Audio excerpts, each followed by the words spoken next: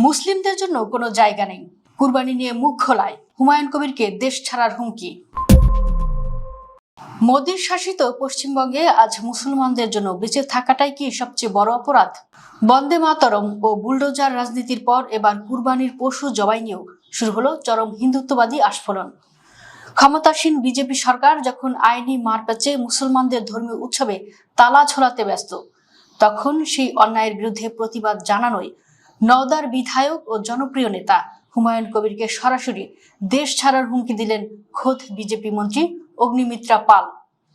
পশ্চিমবঙ্গের ক্ষমতায় বসেই শুভেন্দু অধিকারীর বিজেপি সরকার রাজ্যের প্রতিটি প্রান্তে কুরবানি ও পশু জবাইয়ের উপর এক নজিরবিহীন ও কঠোর বিধিনিষেধ চাপিয়ে দিয়েছেন।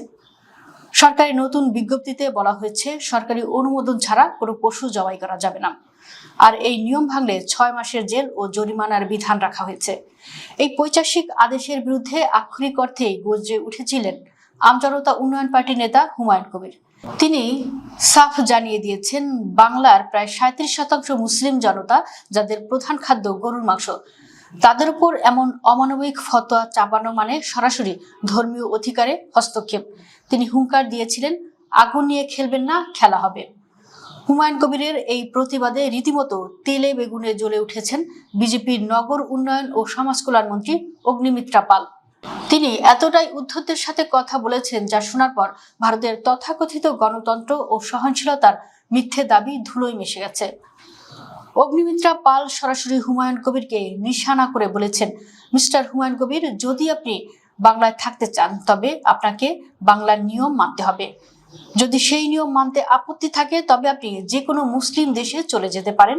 আপনাদের জন্য অন্য দেশের দরজা খোলাই আছে। একজন নির্বাচিত জনপ্রতিনিধিকে খোদ মন্ত্রীর মুখ থেকে দেশ ছাড়ার হুমকি দেওয়ার এই নজিরবিহীন ঘটনা আজ প্রমাণ করে দিল, মোদির ভারতে সংখ্যালঘু বা ভিন্ন মতের মানুষের জন্য কোনো স্থান নেই। তাদের বার্তা খুবই পরিষ্কার, হয় হিন্দুত্ববাদীদের গোলাম হয়ে থাকো, নয়তো দেশ ছেড়ে বিদেয়ী হও। বিশ্লেষকরা বলছেন, এ ধরনের ঘৃণাভরা রাজনৈতিক বক্তব্য ভারতে চরম সাম্প্রদায়িক দাঙ্গার প্রেক্ষাপট তৈরি করছে। কুরবানি নিয়ে বিজেপির এই অকারণ জিদ এবং মুসলিম নেতাদের উপর এই পৈশাচিক চাপ আক্ষরিক অর্থেই ভারতকে এক অন্ধকার যুগের দিকে ঠেলে দিচ্ছে। আজ বিশ্ববাসী পরিষ্কার দেখছে যে বিজেপি দাবি করে তারা ভারতের সংবিধান রক্ষা করছে, আজ তাদের মন্ত্রীরাই সংবিধানকে বুড়ো আঙুল দেখিয়ে বলছেন দেশ ছেড়ে চলে যাও।